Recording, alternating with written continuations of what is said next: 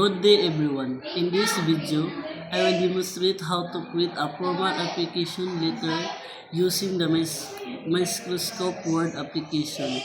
This type of letter is commonly used when applying for a job, internship, or official request.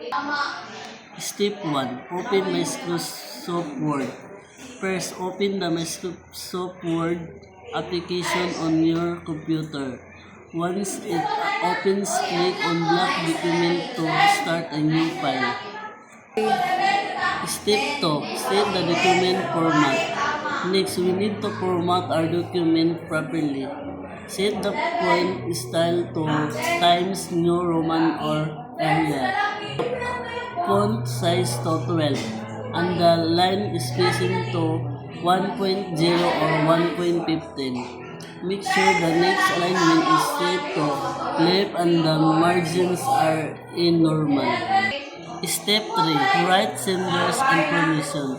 At the top of the document, type your full name, your address, your email address, and your contact number. Step 4. Add the date. After the sender's information, please enter and write the date of the letter in being text. Step 5. Receiver's information.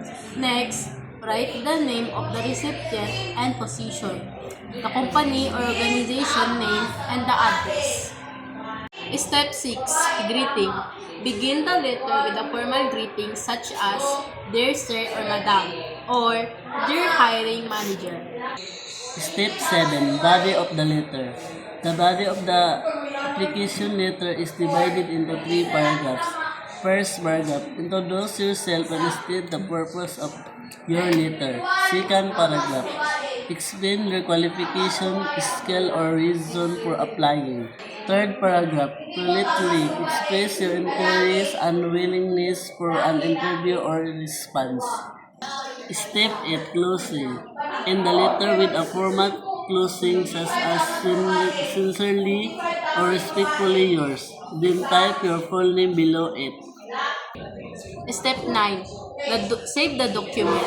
Finally, click on the file and then save as. Choose a location and save your document with a proper name such as application letter point docs. Conclusion. And that's how you created a formal application letter using Microsoft Word. Thank you for watching, and I hope this guide helps you in creating professional documents.